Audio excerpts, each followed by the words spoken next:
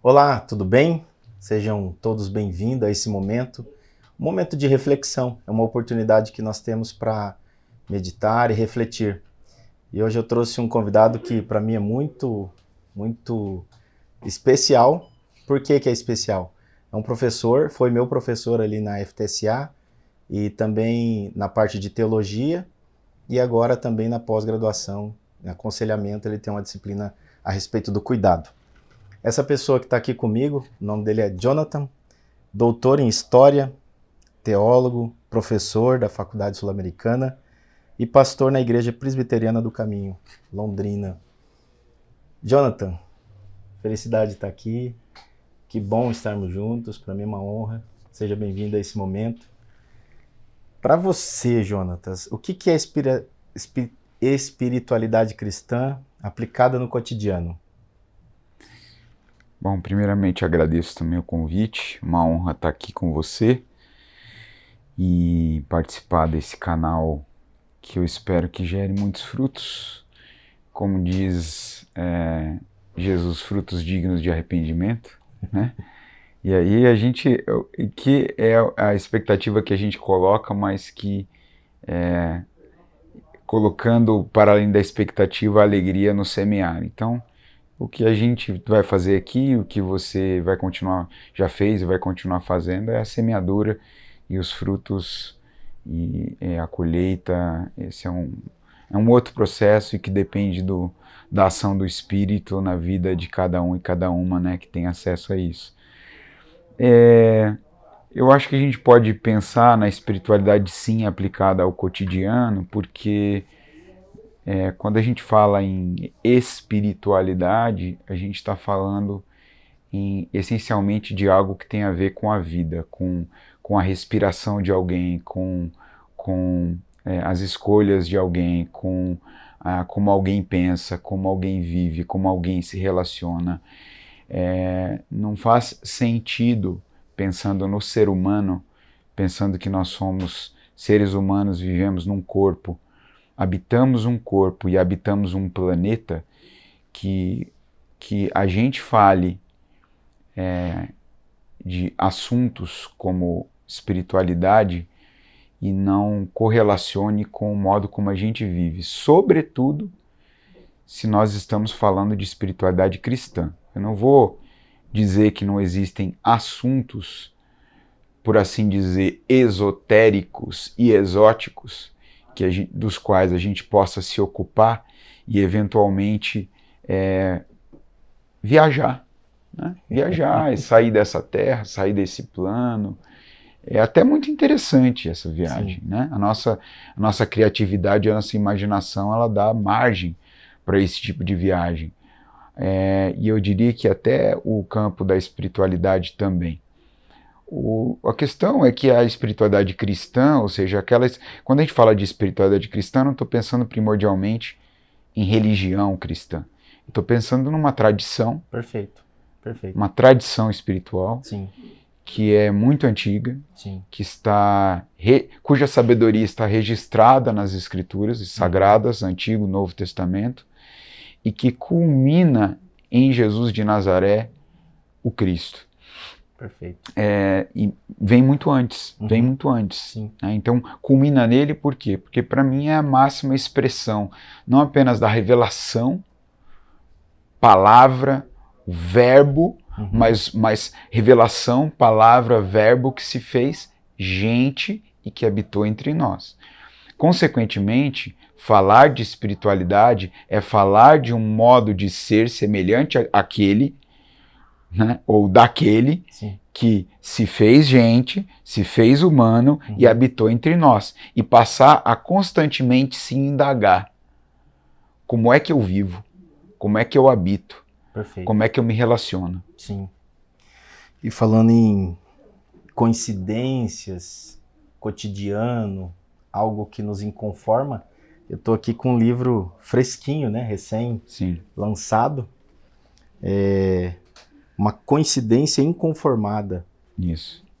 Você escreveu com a Mariana e com o Felipe, Isso. Dois professores São também, dois professores, né, da casa, foram meus alunos e tive a aqui alegria na capa tem um quadro que foi inspirado e preparado para esse capa do livro, professor AC. Sim. Né? Então nós vamos falar um pouquinho mais também sobre essa coincidência inconformada no tempo, nessa contemporaneidade da pessoa, sociedade, igreja. Vamos entrelaçando esses assuntos. Legal. Enquanto isso, a gente convida as pessoas a acreditarem que é possível parar por um momento, se concentrar em um assunto, refletir sobre esse assunto e pensar desse assunto algo que vai contribuir com a sua vida e com a sua espiritualidade cristã. Assim nós desejamos também e queremos já propor e fazer esse convite que fique com a gente para a gente poder falar um pouquinho mais. E para a gente começar, eu gostaria de iniciar lendo uma parte aqui nas Escrituras, em vamos falar primeiro Coríntios, né? 1 Coríntios, capítulo 3, no verso 16. Vocês não sabem que são santuários de Deus e que o Espírito de Deus habita em vocês? Se alguém destruir o santuário de Deus, Deus o destruirá, pois o santuário de Deus, que são vocês, é sagrado. Professor, baseado nesse pequeno trecho que nós lemos, quando a gente fala do sagrado, do santo, o que vem à mente, assim, não sua, não a minha, mas das pessoas, baseado nas suas pesquisas? Eu acho que uma ideia comum do sagrado que não está equivocada, e a meu ver está presente mais ou menos nos discursos das pessoas, é que o sagrado é uma coisa muito, muito distinta, única, algo intocável, né? Talvez distante da vida. Quando a gente lê as Escrituras e a gente lê particularmente o Antigo Testamento, e toda a questão da purificação, que é muito presente, né? Nas leis de purificação, nos rituais de purificação que são presentes particularmente no Antigo Testamento. Sim. Eu diria que ali você tem também alguns elementos que nos ajudam a entender por que ainda hoje as pessoas fazem ideia do sagrado como uma coisa, como algo intocável, né? Ou eu não toco, é distante, ou é puro, o sagrado é o puro. Então, e daí também abstraem a ideia de que para adentrar em ambientes sagrados, em conversar com pessoas santas, participar de eventos em que o nome do sagrado é invocado, né? Então a gente também precisa igualmente se purificar, se limpar, né? Então tem muito essa ideia de limpeza e que acaba dissociando o sagrado da vida, do suor, das lágrimas, do sangue, do corpo, né, da existência, da respiração. Então eu acho importante que a gente mergulhe nesses estudos e nesses textos mais antigos e perceba o que eles estão dizendo dentro do seu contexto. Perceba como a gente acabou enveredando por uma ideia talvez muito limitada do sagrado, quando a afirmação, particularmente no Novo Testamento, né, e Paulo foi alguém que expressou bem essa ideia nos seus escritos, no texto que você leu, na sua carta a Tito, também há uma menção semelhante, né, de que o sagrado não é tudo, assim como Deus não é tudo, mas está em tudo, está em tudo, está presente. Então, para mim é uma ideia hoje que representa melhor o santo ou o sagrado, Uhum. que são a mesma coisa, é a ideia de singularidade, de único. Perfeito. É algo único, Perfeito. singular. Absoluto. Eu diria que absoluto se a gente pensar no eterno, né? No eterno. Jesus trouxe essa... Sim. Trouxe, né? Há uma afirmação nas Escrituras de que Deus é santo. Uhum. E que, portanto, ou seja, dizer que Deus é santo, segundo as Escrituras, é a mesma coisa que dizer que Deus é único. Uhum. Que não há nada, não há ninguém que seja igual. Nenhum outro Deus, nenhum ser que já tenha habitado a Terra, porque Ele é. Então, talvez uma das ideias que nos ajudem a compreender isso, lá no Antigo Testamento, é quando Moisés pede a Deus um nome. Eu quero saber qual é o teu nome, porque as pessoas vão perguntar para mim. Quando eles me perguntarem, o que é que eu vou dizer? Diga a eles que eu sou. Que eu sou aquele que é. Então, ou seja, não é um nome, é aquele que está acima e além de todo nome, e todo nome que ele tenha recebido, ou seja, todo significante que nós tenhamos usado já na história e venhamos a usar para se referir ao eterno, mesmo a expressão eterno ou mesmo a expressão Deus, não dá conta do que é. E aí que entra o sagrado, o sagrado é justamente isso. É reconhecer que o que quer que a gente diga ou faça não dá conta de expressar, de englobar aquilo que é. Então o que a gente faz diante do sagrado? A gente contempla, a gente reverencia, né? A gente reconhece-lhe o lugar sagrado, o tom sagrado, a singularidade. E isso vale não apenas para o divino, vale para tudo aquilo que o divino criou, vale para mim, para você, vale para esse momento. Essa seria a minha pergunta do desafio, e aí você já entrou um pouquinho, que é como ele está acima de tudo isso, né? E está em tudo. Isso parece que nos distancia muito do santo. Sim. E aí como viver uma vida cotidiana, aí Paulo fala isso aos Coríntios, né? A respeito do templo sagrado, ele faz uma pergunta para que eles pensem, refletem sobre isso.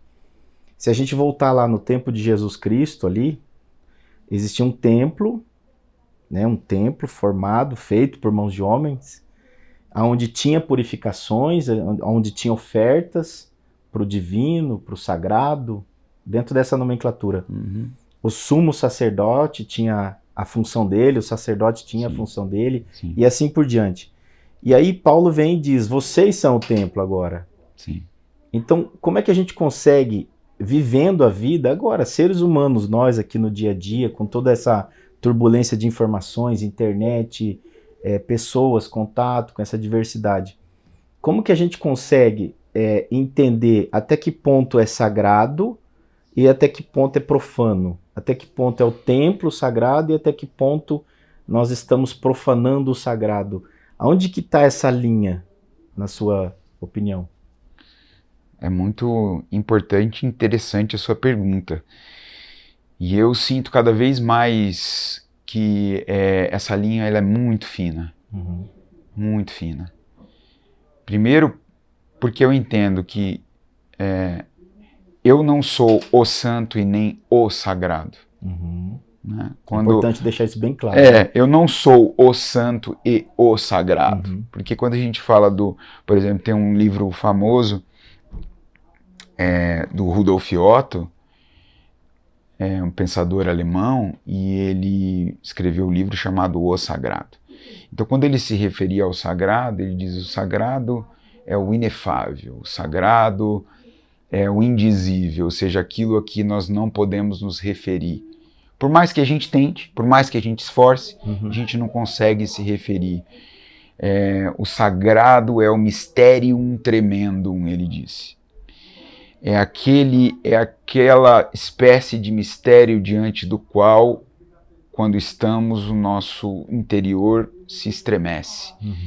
E se estremece não de medo, mas de temor, de reverência. Eu não tenho que ter medo do sagrado, eu preciso ter reverência diante, né? Então o Heschel falou também muito sobre essas expressões, temor e reverência.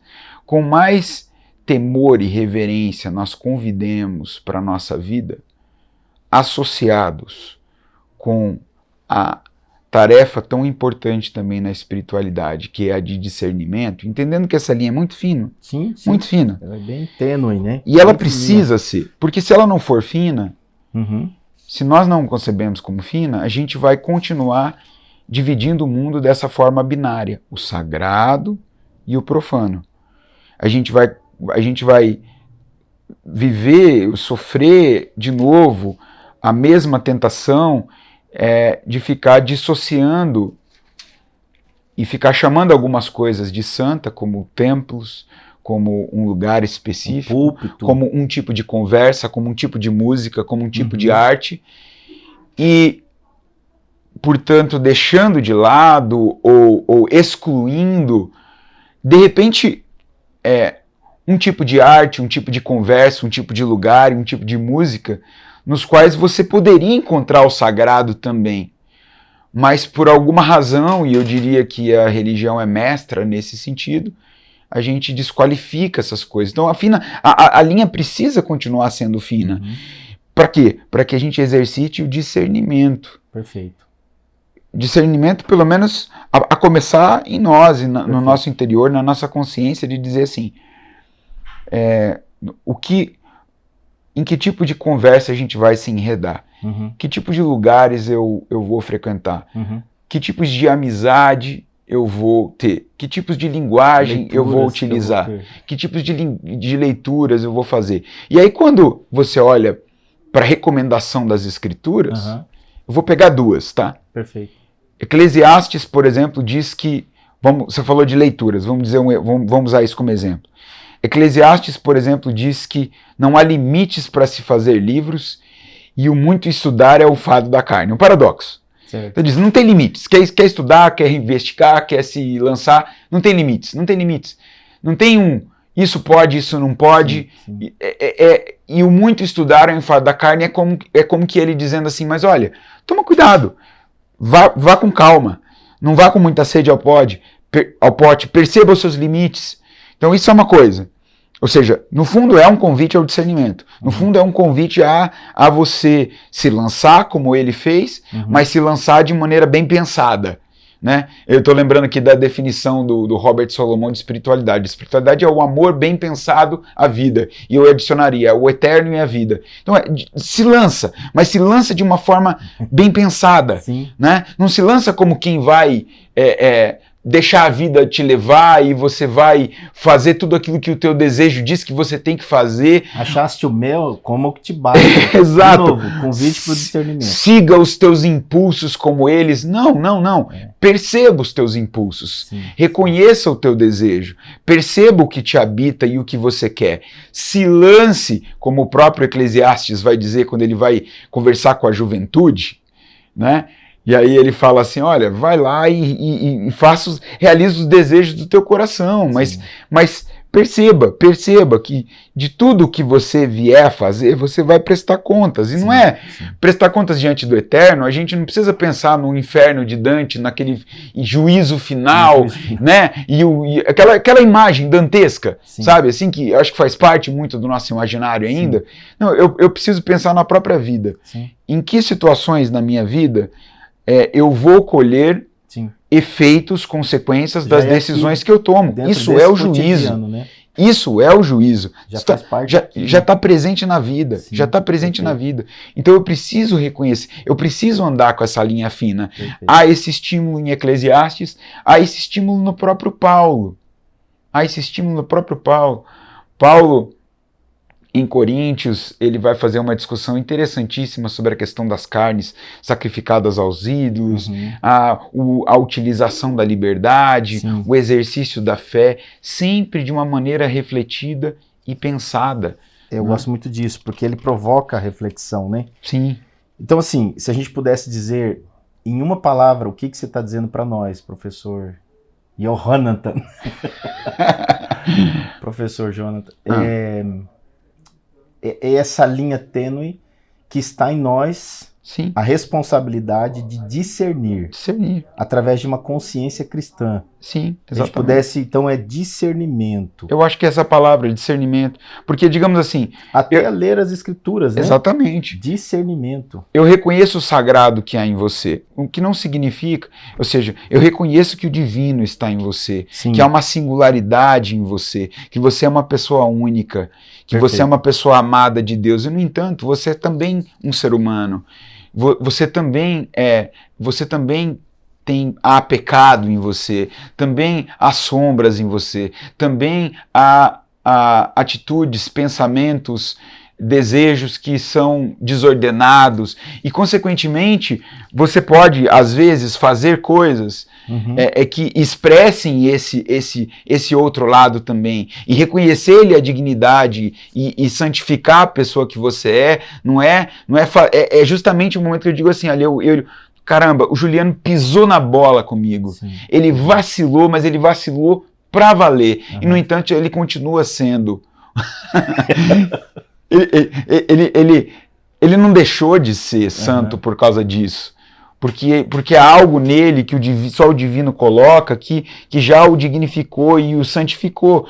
E os desvios de rota, as quedas, elas são, no fundo, e que são parte de quem nós somos, de como nós vivemos, elas são, a gente poderia ver dessa maneira, oportunidades para justamente a gente recuperar esse fôlego sagrado que é em nós e dizer, olha, não é assim que se vive, não é assim que eu quero ser. E olha o contexto que Paulo escreveu aos Coríntios, aqui no capítulo 3, as divisões na igreja. Então está tendo aqui um problema grande. Exatamente. Igreja é membro do corpo de Cristo. Sim. E aí ele vem com essa pergunta. Já naquela época, né, Juliano? Já naquela época. A gente estranha. Alguns 2000 anos atrás. Vocês não sabem que são santuários de Deus e que o Espírito de Deus habita em vocês? Olha que pergunta provocativa, reflexiva, e que nos faz ir lá naquele momento e perceber o quanto ele mexeu lá com o povo, né? Ele mexe com a gente hoje. É isso que você está dizendo. Tem que mexer. Tem algo, mesmo que eu, Juliano, cometa um pecado com você, um erro, uma falha, uma falta com você ou com alguém que eu amo muito, você vai olhar para mim e em algum momento vai ver, tem algo dentro dele que é isso que ele estava dizendo para nós. Sim. E aí nós podemos aqui, né? Porque Paulo faz a pergunta, mas é uma pergunta de afirmação, né? Sim. Vocês não sabem que são santuários de Deus e que o Espírito de Deus habita em vocês?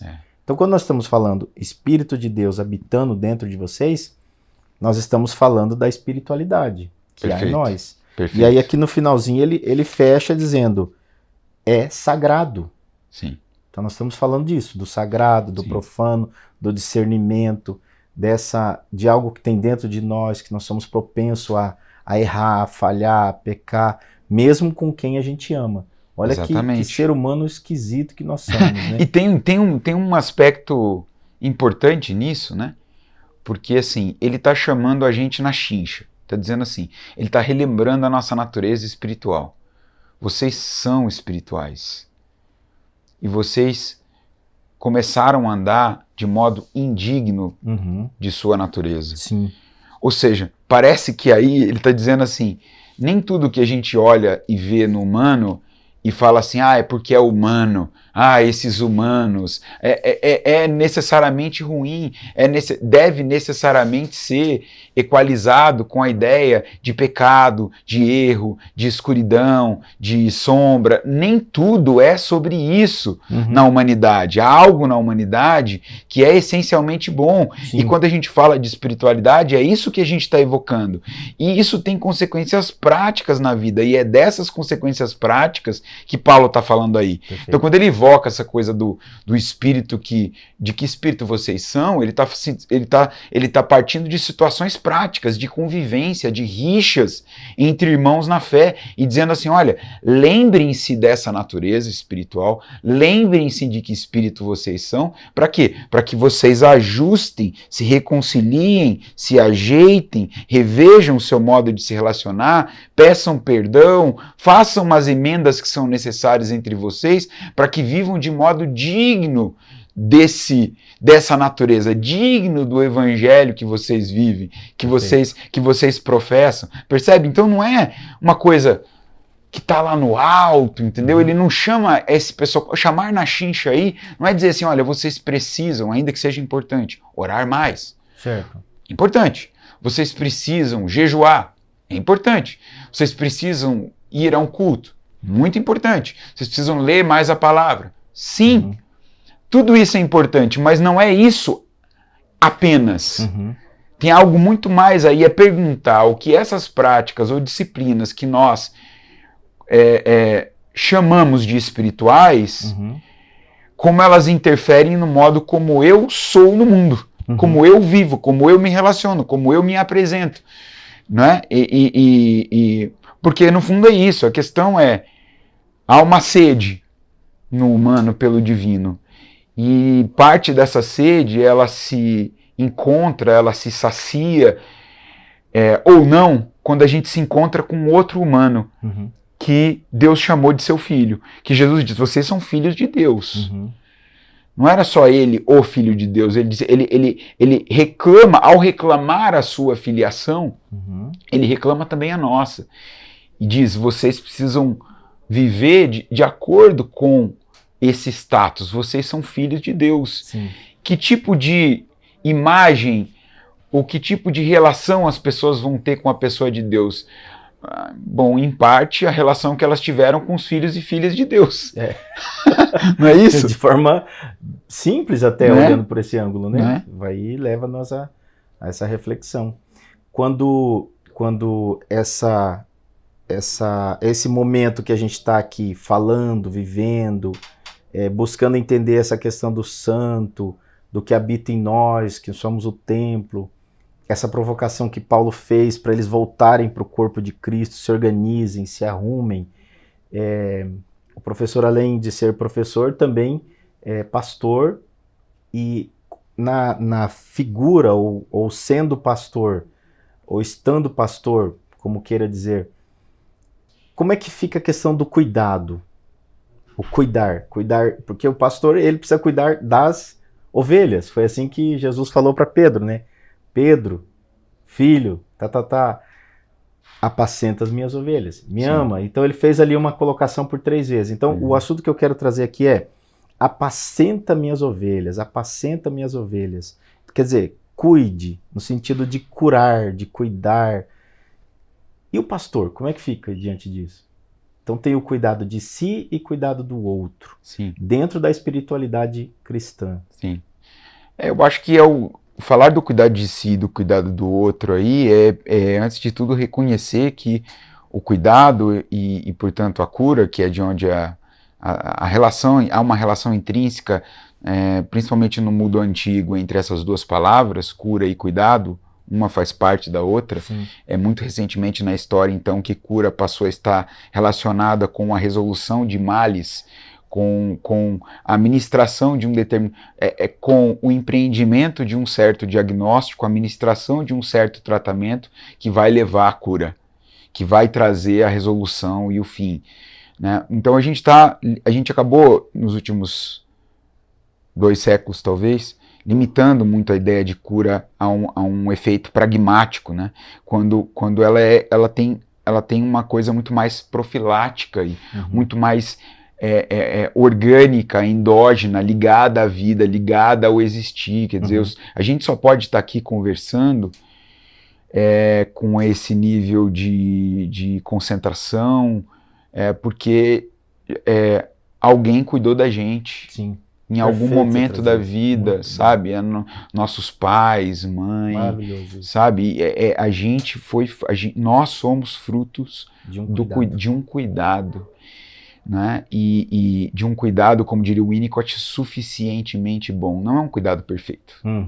Não é perfeito. Foi o melhor que aquela pessoa poderia fazer dentro daquela circunstância, daquele contexto. E ele diz, suficientemente bom, tá bom. Não precisa ser perfeito. Eu diria que a ânsia pela... Até porque eu acho que o Winnicott, nesse sentido, está sendo bastante bíblico. no poema da criação, Gênesis, quando Deus foi vendo aquilo que ele criou, ele foi dizendo que era bom ou muito bom, ele não disse que era perfeito. Uhum. Né? Então é assim desde o princípio, recuperar a nossa natureza espiritual é recuperar aquilo que há de bom, que Deus disse que era bom, sabe? E não ficar só olhando para nós como parte da teologia medieval e também da teologia protestante que dela bebeu, numa fonte agustiniana, sabe? Essa coisa de que nós somos os seres diminutozinhos, nós somos miseráveis, nós somos desgraçados. Eu me recordo de ouvir isso constantemente quando eu era adolescente, esse tipo de oração, e aprender a orar desse jeito. Então eu pensava assim, quando eu ouvia, eu pensava assim, agora é minha hora de orar. Imagina, né? Então agora é minha hora de orar. Então eu fecho os olhos, eu falo, Senhor, eu não sou nada. Senhor, eu sou um miserável. Senhor, eu sou um desgraçado. Senhor, eu não presto, mas o Senhor me ama. Sabe, é como se para falar de alguma maneira, para conversar com o Eterno, eu preciso me diminuir. Quando esta não é uma necessidade, eu não me confundo com o Eterno no nível de que eu preciso me diminuir para poder falar alguma coisa. Eu já sou só o Jonathan, eu sou só um ser humano. E eu estou falando estou estabelecendo uma conversa em oração com aquele, ou aquela, se você quiser brincar com a ideia do gênero, porque Deus não tem, que eu não vejo, mas que está em mim, que está ao meu redor, que está presente, ainda que eu não sinta, que eu não ouça, eu só intuo. Então eu falo com o Eterno, eu não preciso. Às vezes a gente se sente um trapo mesmo e a gente vai dizer, Senhor, eu estou um trapo. Eu me sinto um trapo, eu me sinto um naco de gente hoje. Mas eu tô o dia, né? Exato, eu tô me reportando ao Eterno em conversa e relacionamento do modo como me sinto. Como a gente vê nos Salmos. Sim. Muito a gente vê nos Salmos. Não é? Mas não, isso não faz parte de uma certa teologia da oração e que revela a visão negativa que eu tenho que ter de mim, do ser humano. Não, tem algo de bom aí. E é esse bom que permitiu um cuidado suficientemente bom para que a gente estivesse aqui. Né? Então isso é pressuposto, porque alguém cuidou de mim e cuidou suficientemente bem, eu posso cuidar de outras pessoas. Isso também te liberta como pastor, naquele sentimento de que você é responsável por tudo, ninguém pode errar, ninguém pode falhar, ninguém pode pecar. E principalmente eu. Começando por você. Então, eu estou cuidando, não perfeitamente, mas o suficientemente bom. Exatamente. Eu dou aquilo que eu posso entregar de melhor nesse momento. Amanhã eu posso entregar melhor, amanhã eu posso entregar melhor. Depois de amanhã pior, é o suficiente. É isso, cara, é dia a dia. A palavra seria o suficiente. Exato, é dia a dia. E precisa ser suficiente. A gente precisa afirmar a suficiência do que a gente faz como forma de se libertar da ânsia perfeccionista de querer dar conta de tudo, de cuidar de tudo, porque é isso que tem feito a gente adoecer. Então, porque como é cobrado isso dos nossos líderes, dos pastores que estão à frente, exatamente isso, né? Uma perfeição. Ele não me visitou no momento que eu estava doente. Ele não foi na minha casa, ele não fez isso, ele não fez aquilo. Peraí, ele também é um ser humano, ele também tem as necessidades dele. Ninguém também foi lá visitar ele, ninguém foi lá. Então essa expressão de o suficiente precisa estar muito claro para nós todos. Eu penso que cuidado sempre com o suficiente. Porque Deus fez isso com a gente também, né? Partindo do... Ele fez tudo perfeitamente suficiente. Exatamente. Dele nós podemos arriscar dizer assim, né? Sim, e aí Agora nós não conseguimos fazer tudo perfeitamente suficiente. Faz o máximo suficiente. Não dá. Como pai, como irmão, como filho, né? Como amigo, como aluno. Então, como um líder, como um responsável de alguma coisa.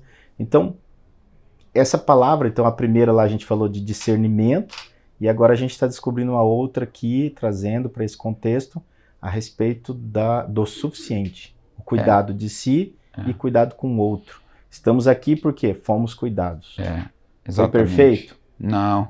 Suficiente. Para estarmos aqui. Suficiente para a gente estar aqui. Estamos cuidando de alguém? perfeitamente? Não. O suficiente para ele também estar lá onde ele está agora. Para ele seguir e assim cuidar dos outros e cuidar de si. Perfeito. Tem uma mutualidade aí que não pode acabar. Tem uma hora que o meu cuidado ele vai falhar em algum aspecto. Como dos meus pais falhou, como dos meus professores, como dos meus mentores e pastores também.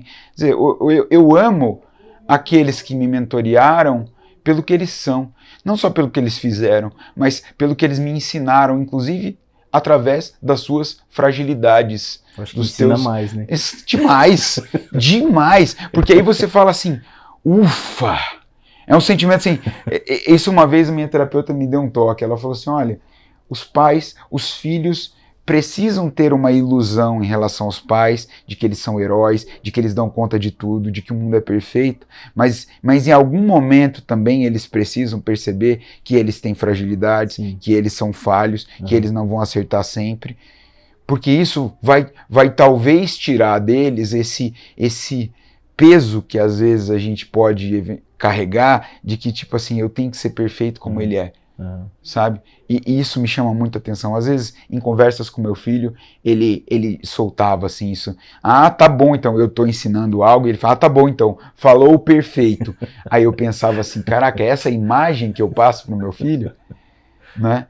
E imagina aí, você num aconselhamento também de, né? Nossa, chegou o marido perfeito, o pastor perfeito, Exato. O professor perfeito, Exato, cara, o pai perfeito. Que maravilhoso que eu tenho essa pessoa na minha vida, porque ela claramente tem dons e talentos, tem coisas a me transmitir, eu posso aprender com ela, mas que bom que ela é só suficientemente boa, que ela é falha, que ela é frágil, que ela fica doente, que ela chora, que ela se sente triste.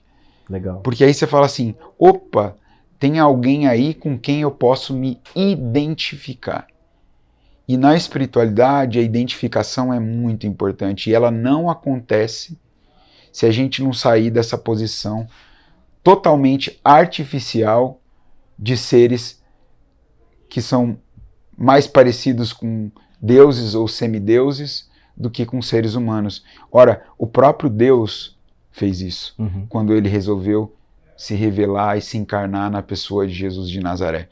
Foi para que a gente se olhar, para a gente se visse naquele ser humano e disse assim, então é assim que eu tenho que ser? E não apenas isso, Jesus ousou e disse mais, e é por esse tipo de coisa que ele disse que ele foi perseguido e morto, inclusive. Ele disse, vocês não só estão vendo vocês em mim, vocês estão vendo também o Pai, vocês também estão vendo o divino. Né? Naquela pergunta que aparece no Evangelho de João, capítulo 14, né? dos discípulos, fazem algumas perguntas ali, como, mostra-nos o Pai. E aí Jesus, num tom quase que de...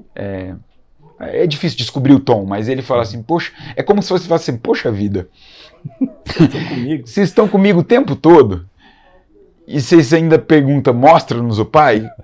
Olha para mim. E quem vê a mim vê o Pai. Olha para mim. É isso aí. Olha. Para de olhar para o céu, não tem nada lá. Né? Mais de 2000 anos depois, os astronautas chegaram à Lua, viram que não tem ninguém sentado no trono lá em cima. Não tem um ser cósmico sentado num trono lá no espaço. Não tem um Abraão, né? Mas mais, né? E aí a gente perde essa essência, né? De Deus fazendo gente dizendo, olha para mim. Olha para mim.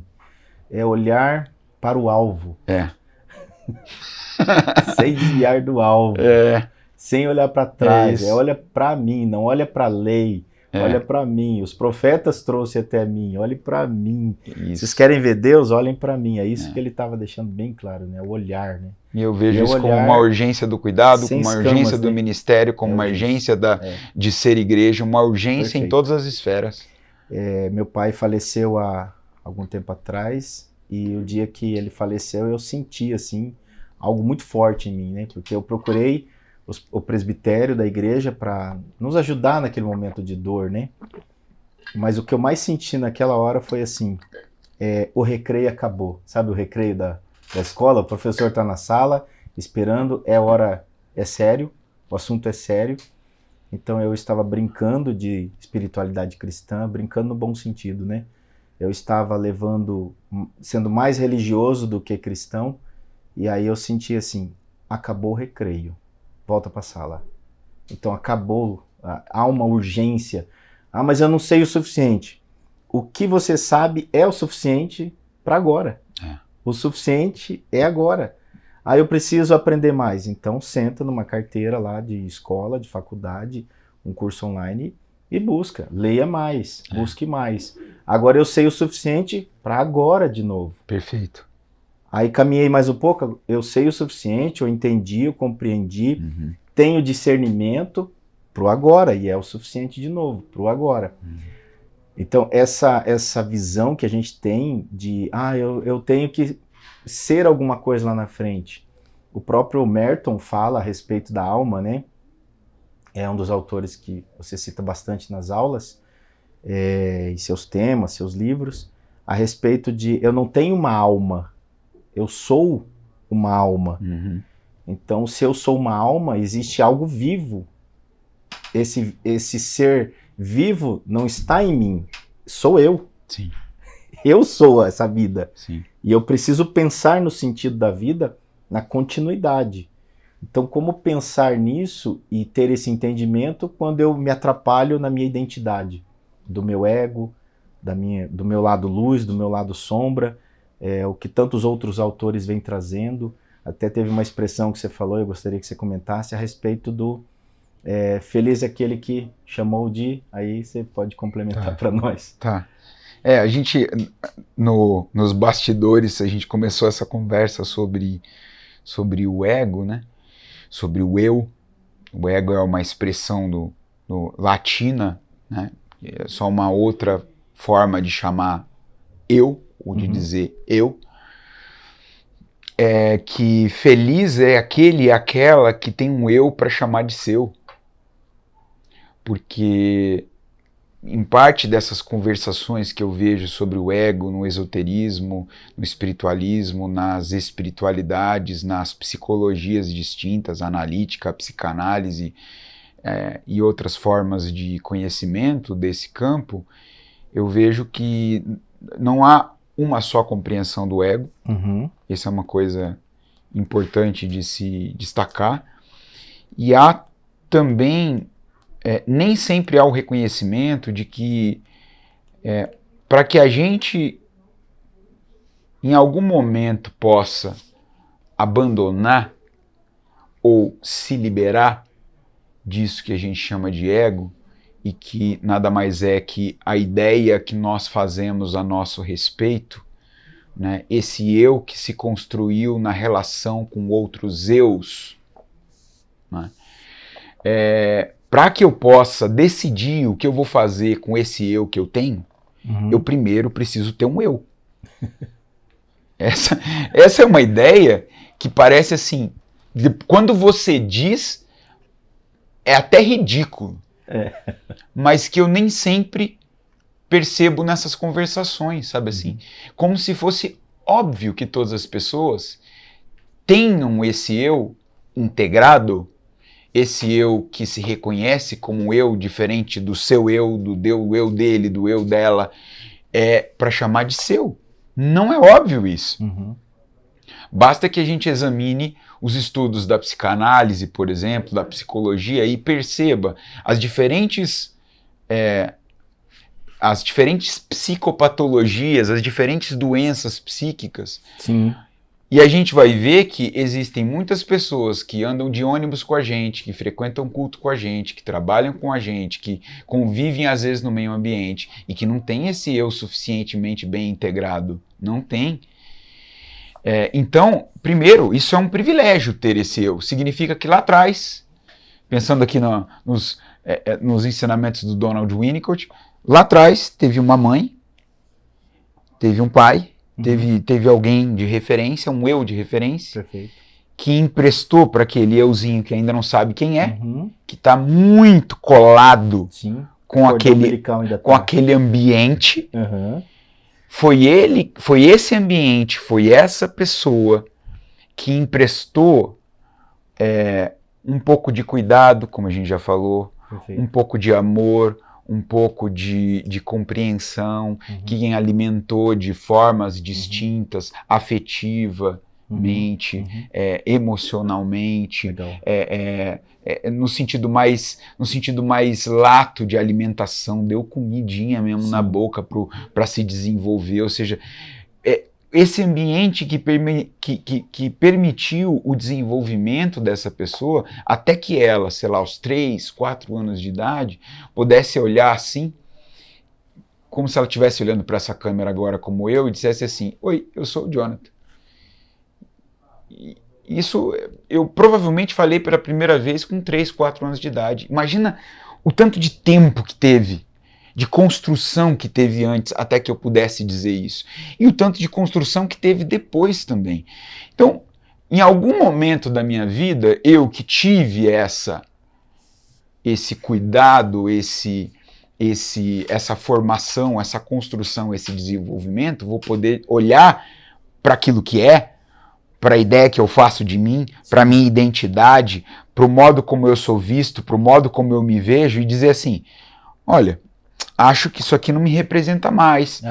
Isso que você está dizendo sobre mim, eu não entendo que seja a melhor representação de mim. Essa expectativa que você está fazendo, olha, lamento, infelizmente eu não vou poder cumprir. E começar a tomar decisões por si mesmo que dizem respeito agora a um outro processo, em que eu vou deixando aquele modo ou certos modos de ser e de pensar esse eu em prol de um outro, que é muito mais fruto do meu desejo. Sim. Quem é que eu quero ser? Perfeito. No começo a gente diz assim, a gente respondia, perguntavam pra gente, o que você quer ser quando você crescer? É a perguntinha da música Pais e Filhos, lá do Renato Russo. Sim, sim. E o que você quer ser quando você crescer? Então, quando a gente respondia lá atrás, a gente respondia dizendo assim, eu quero ser médico, eu quero ser enfermeira, eu quero ser jogador de futebol. Meu filho de 10 anos falou isso recentemente, eu quero ser jogador de futebol. A gente liga aquilo que a gente quer ser com um tipo de função que a gente vai desempenhar no mundo. Há uma ligação entre uma coisa e outra? Porque, especialmente quando aquilo que a gente vai desempenhar está ligado com talentos que a gente percebe em nós. Perfeito. Alguns deles inatos. Né? Eu imagino que o Neymar, por exemplo, muito pequenininho, já sabia tocar na bola de um jeito diferente de um Jonathan. Sim. Sabe? Esse Neymar, ele precisou treinar muito, ele fez, mas ali tem um talento que você não encontra um Neymar em cada esquina. Não. Tem um talento. Outros também tem dedicações. Exato. Tanto quanto, né? Tem um talento ali que a gente reconhece. Tem alguma coisa. E aí sim, você pode dizer, ele é um jogador de futebol? Sim, porque ele ligou uma habilidade inata com uma atividade. Agora, dizer que ele é a atividade é uma forma reducionista que a gente nutre ao longo da vida. Sim. E que a gente linka a nossa identidade de tal maneira que se em algum momento o Neymar quebrar a perna, Deus nos livre e guarde, Deus o livre e guarde, ele deixasse de ser. Sim. Porque ele não pode mais realizar a sua atividade. Perfeito. Que é um dos livros que nós estávamos falando antes também nos bastidores, que é O Caminho do Guerreiro Pacífico.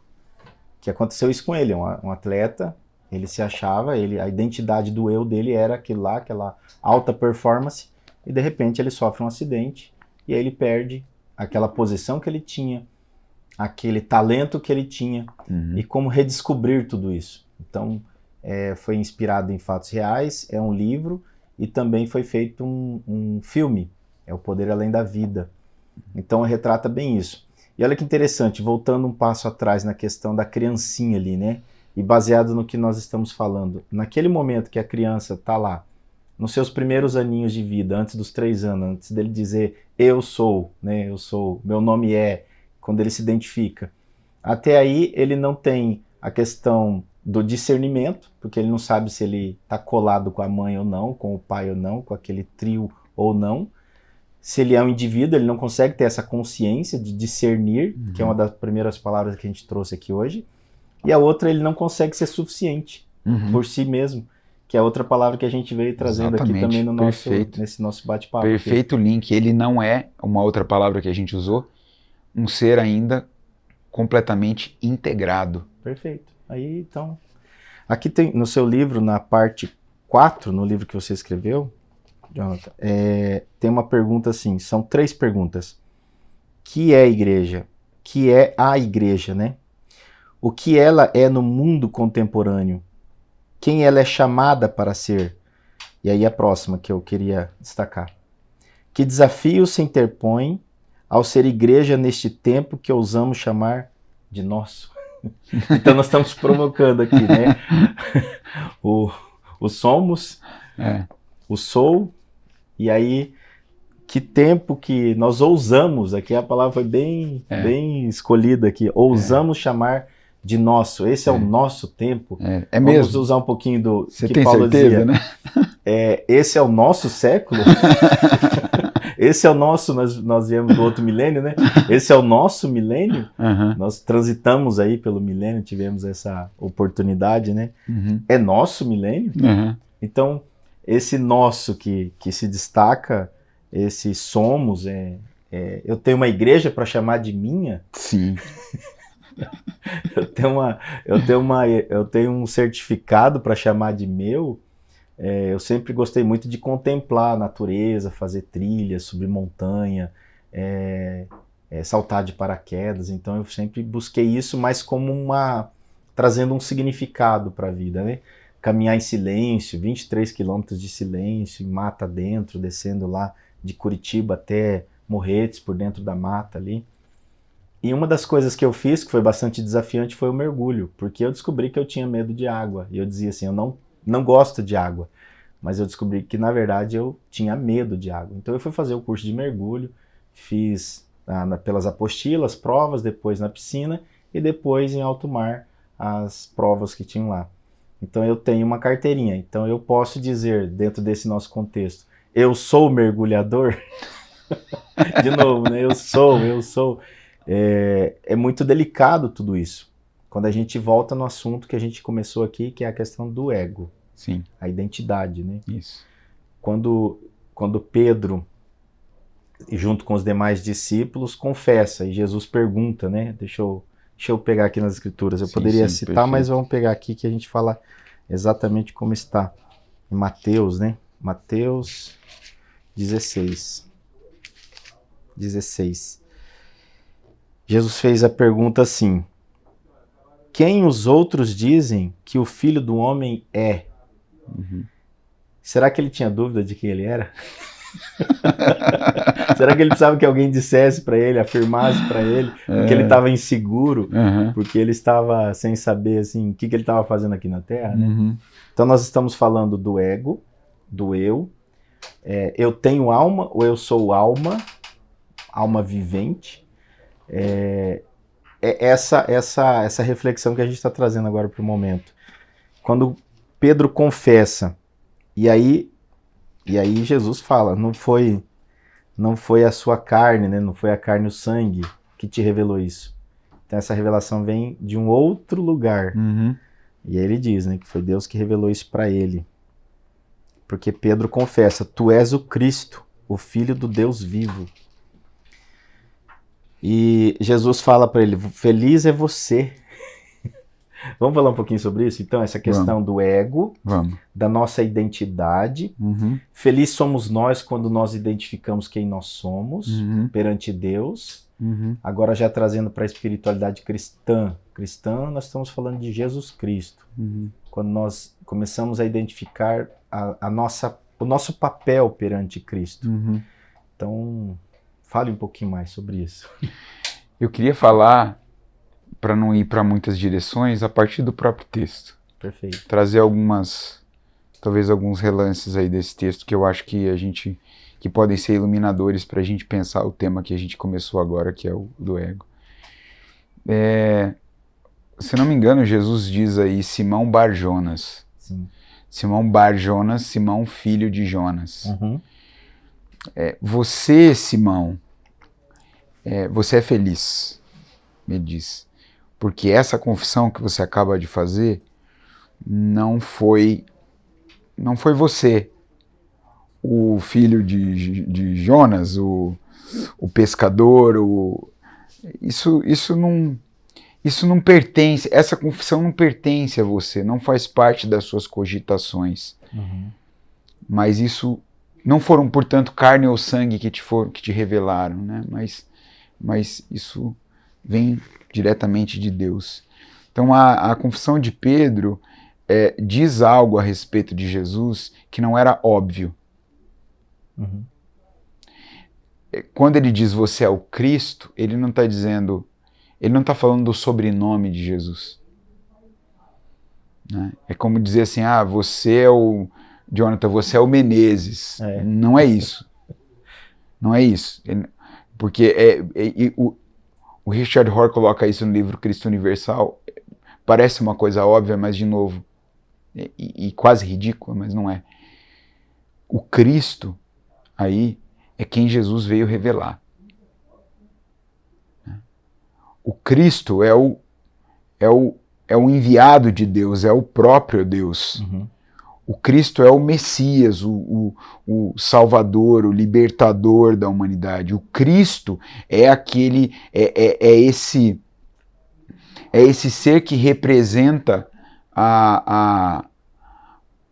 o princípio de tudo, o princípio da vida e a reconciliação da vida com Deus e com ela mesma. Isso é que Jesus veio revelar.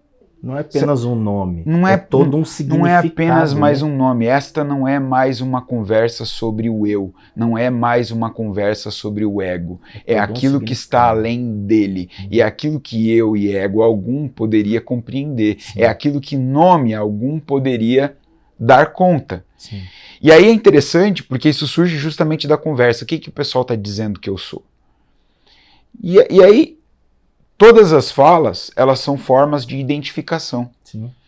Formas com que eles parecem. É como se dizer, com que eles parecem? Eles parecem com um profeta, eles parecem com um mestre, eles parecem com uma reencarnação de Elias. Uhum. É como se você perguntasse hoje, o que o pessoal fala sobre mim? Uhum. E qualquer um pode falar qualquer coisa sobre você. E isso pode, de alguma maneira, dizer algo a respeito de você, ou pode não dizer absolutamente nada.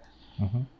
Mesmo que você diz a seu respeito, pode dizer algo a respeito de você, como pode dizer absolutamente nada sobre quem você é na essência. Uhum.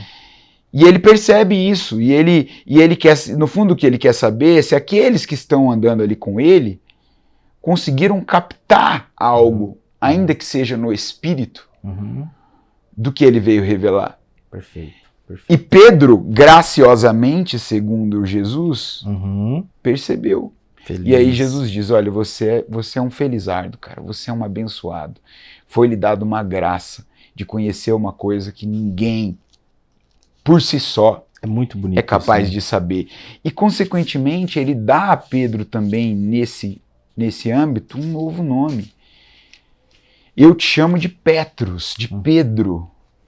Simão Pedro.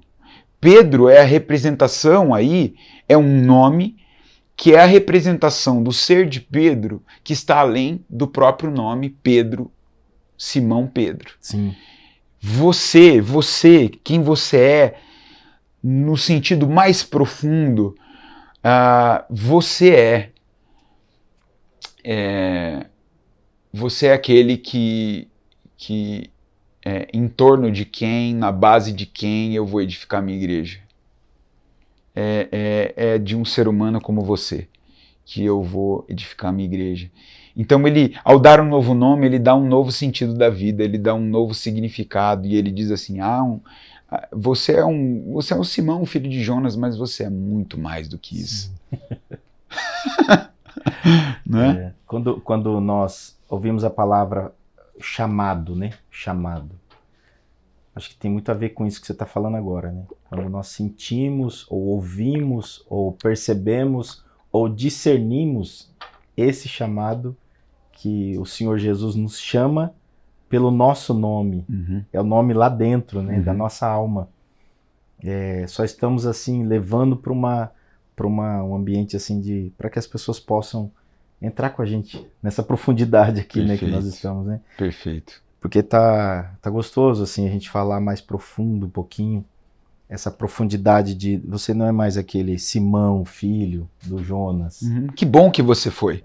Que bom que existiu um Jonas na sua vida, mas agora uma família. Chamar, se você reconheceu quem eu sou pelo Pai, agora pelo Pai também eu vou reconhecer quem é você, Petrus. É isso. Agora eu vou chamar você pelo seu nome real, pela sua alma. E aí ele vai tocando aqui o assunto, fala do reino dos céus, né? Desligar e ligar nos céus, que ele dá um empoderamento para eles, que aqui começa a igreja. Mas assim, voltando no assunto da alma, que é o que nós estamos aqui nessa profundidade do mergulho, pois quem adiantará o homem ganhar o mundo inteiro e perder a sua alma? Ou o que o homem poderá dar em troca de sua alma? Pois o Filho do Homem virá da glória de seu Pai, com os seus anjos e então recompensará cada um de acordo com o que tenha feito. Aqui fala de novo, né? Não vai ser naquele dia do juízo, mas já vai recompensando e já vai acontecendo automaticamente, né? Já estamos vivendo. Eu estou puxando esse assunto, fazendo esse link para trazer essa conversa e para quem está ouvindo e para quem vai ouvir, e volte aí, ouça de novo esse momento que aconteceu aqui, porque é muito profundo o que nós estamos falando, no sentido de como que nós podemos viver uma espiritualidade cristã através deste momento que nós estamos vivendo no aqui e agora. Eu não vou viver a minha espiritualidade cristã quando o Senhor Jesus voltar.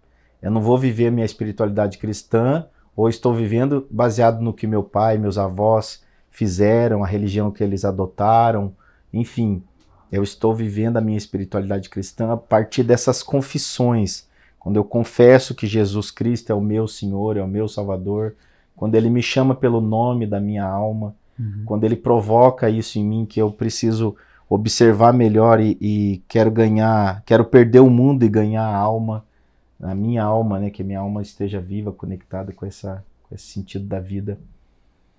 Então nós estamos trazendo e afunilando a conversa para esse momento do ego e da nossa alma. Sim. Do nosso lado luz e do nosso lado sombra. Sim. Eu preciso colocar luz aonde eu tenho ainda muitos defeitos, muitos pecados. Porque muitas pessoas, professor, o que eles fazem? Eles têm repulsa, o medo, até das pessoas descobrirem quais são as sombras deles, os defeitos, o lado pecaminoso. Então eles escondem isso dentro de casa, num cômodo, falando assim por analogia, né?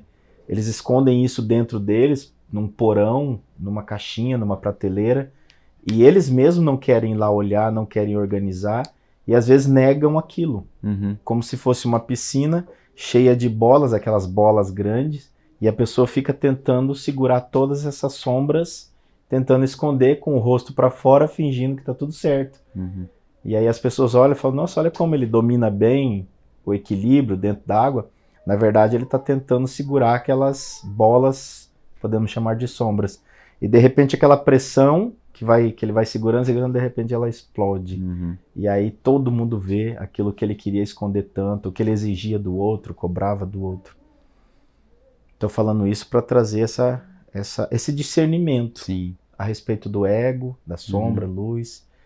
O ego não é só no sentido do meu orgulho, da minha raiva, da minha inveja, ou estou falando minha porque a gente está dentro desse contexto aí de nosso, meu.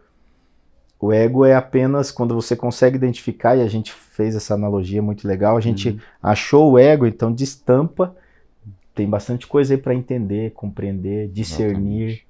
E cada dia é o suficiente para o próximo dia, né? Veja como a nossa conversa vai se conectando e as palavras vão tendo sentido. Assim, professor e pastor e amigo, se você pudesse dar um conselho para as pessoas que estão nos vendo, nos ouvindo, e que conselho seria esse? Baseado nessa nossa conversa, nesse nosso encontro aqui. Eu usaria uma imagem que você mesmo utilizou, né, se referindo à sua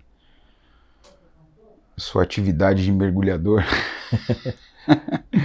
Tem uma música que recentemente a gente cantou na comunidade. Eu lembro que a gente cantou um pouco antes da mensagem que eu tinha para pregar, e aí eu fiz uma conexão porque falei, isso aqui tem tudo a ver. Tem tudo a ver. Às vezes a gente canta, mas não consegue conectar. E é necessário que a gente cante e conecte. O que a gente cantou com a nossa própria vida, o que a gente cantou com a palavra, com tudo que está acontecendo ali. Eu não tenho sempre certeza, aliás, eu tenho mais dúvida de que as pessoas estão realmente presentes naquilo que elas estão fazendo. Eu não tenho certeza, eu tenho a sensação de que isso aqui, o celular, sabe, isso nos desconecta muito. Sim. Desse lugar, desse presente, do aqui está e conectado, agora. Na verdade ela está desconectada, né? Você pode estar conectado com muitos, mas desconectado do momento em que você está, com a pessoa que você está. E não faz muito sentido, né? Eu tô aqui, isso aqui me permite me conectar com o mundo, com o universo, né? E ir para diferentes lugares no mesmo momento, mas eu tô aqui com você e não estou conectado com você, não faz muito sentido. Então eu duvido, eu tenho feito exercícios de chamada de atenção para mim também, sabe? Porque eu faço parte dessa geração e desse mundo, não sou alheio a ele, de dizer assim, vamos nos presentificar, vamos estar aqui, porque aqui e agora é tudo que a gente tem. Então, naquele momento eu lembro de chamar a atenção, né? A música Oceanos. Leva-me mais fundo do que já estive, e minha fé será mais firme, né? Leva-me mais fundo do que já estive. Então eu fiz essa pergunta, né? Nós queremos ir mais fundo do que a gente já foi? Porque se a gente quer isso, a gente vai precisar se aparelhar. Eu não sou peixe, você não é sereia. A gente vai precisar se aparelhar.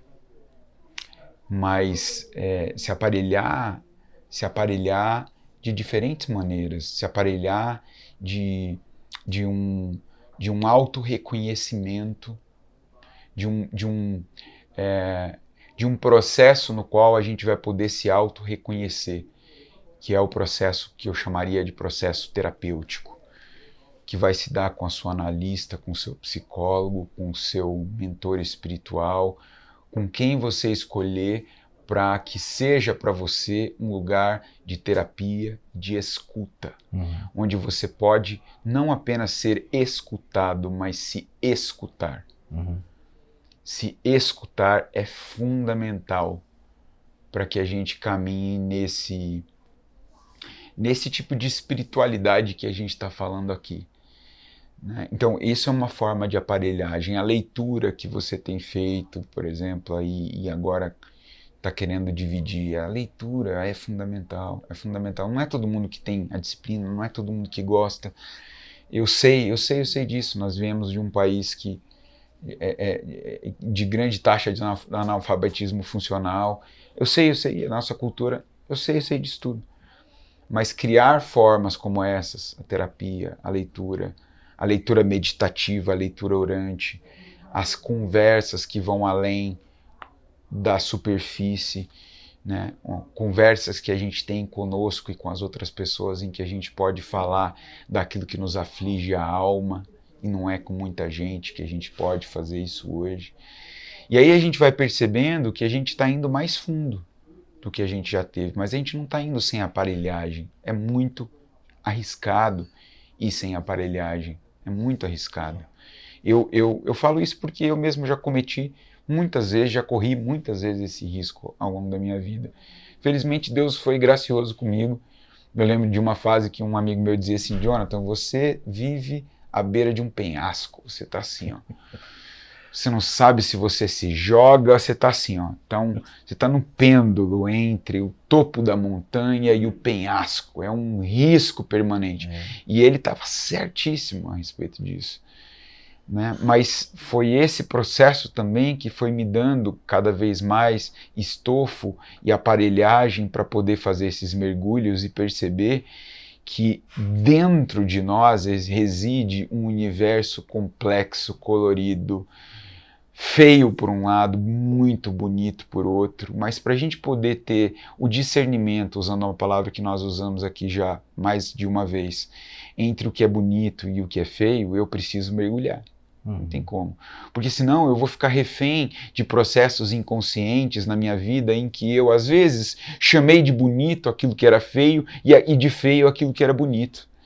Então eu lembro de uma experiência, eu diria que mística, recente, em que eu pude olhar no rosto de uma característica, de uma tendência, de um talento, de como eu não conseguia chamar, mas que fazia parte de mim naquele momento, e por alguma razão na minha vida eu achei feio, e naquele momento eu tive a sensação, é lindo, é bonito, isso é bonito. Por que o que é que me fez pensar que isso é feio, quando agora eu estou vendo que é bonito? Então não dá para chegar a essas constatações sem um mergulho, assim como não há como fazer esse mergulho sem aparelhagem, sem o treinamento. Sim. Então, eu entendo que é tarefa de mentores espirituais, como você está se propondo a fazer nesse canal, né, através do Medita Fé, é tarefa dessas pessoas ajudar as outras pessoas no caminho, aí se aparelhando, se instrumentalizando, e nesse caminho se permitindo se auto-reconhecer. E ir mais profundo. E ir mais fundo do que já teve, do que já esteve. E perceber ali, aparelhado, algumas coisas feias, talvez, que se tenha que mudar a rota, que se possa tomar uma decisão diferente, mas algumas coisas bonitas para a gente trazer para a superfície, e isso vai espelhar para o mundo a beleza, a grandeza, a glória de Deus. Amém. Tô feliz. Eu também. De verdade, eu esperava que a gente fosse por um caminho, sim, mas a gente acabou entrando nesse mais fundo. E é muito bom parar por um momento, conversar dessas coisas, sobre essas coisas, e com pessoas assim, que têm essa profundidade. E eu acredito assim que os equipamentos que a gente tinha para hoje, a gente foi o suficiente de profundidade. Eu acho. Quem está ouvindo também, e o convite foi para que você viesse junto com a gente nessa imersão do conhecimento, do entendimento, e provocasse assim um discernimento mesmo na sua vida cristã, na sua consciência cristã. E nós falamos várias vezes aqui, você falou do celular, dessa geração, eu faço parte também, do conectado, na verdade está desconectado. E nós falamos aqui, eu falei algumas vezes da palavra aqui e agora. E aí um autor que você gosta, eu também gosto, é o Eckhart Tolle, O Poder do Agora, é um dos livros que ele escreveu e foi bastante inspirador. E ele também escreveu outro que chama O Despertar de uma Nova Consciência. E aí eu separei aqui, baseado na sua última fala, eu tinha colocado aqui, mas essa aqui ficou perfeita. A sua fala está aqui. O Espírito te guiou para o outro lado. A maioria dos egos tem vontades conflitantes. Eles querem coisas diferentes em momentos distintos. Ou talvez nem saibam o que desejam. Só sabem o que não querem no momento presente. Então o ego ele quer fugir do momento presente. E aí nós precisamos ter esse discernimento para trazer ele para o momento presente. Sim. Porque muitos acham que o ego é uma coisa ruim, algo muito sombrio, e na verdade ele que nos trouxe até aqui, acertando ou errando, mas ele também faz parte da nossa vida. Faz parte. Então nós precisamos, quando a gente fala espiritualidade cristã, nós estamos carregando esse trigo e esse joio ao mesmo tempo, se a gente pudesse fazer assim essa analogia. Então quero agradecer mais uma vez, quero agradecer de coração, obrigado por aceitar o convite, trazer aqui um pouco do seu conhecimento. Acredito que a gente vai ter outros momentos. Vocês que estão ouvindo, vendo, desfrutem. Se quiserem, volte o vídeo, coloque numa velocidade maior, porque eu sei que existe uma ansiedade, mas reveja, anote, escreva, tire insights dessa entrevista tão desse bate-papo, desse encontro, né? Não sei como é que a gente pode criar um rótulo para isso. E convidar vocês a acreditarem que é possível a gente ter uma vida cristã, com uma espiritualidade cristã, com uma consciência cristã, com a função de identificar quem nós somos, para onde nós estamos indo e o que nós estamos fazendo no aqui e agora. Então, quero agradecer a todos, a graça e a paz de Deus.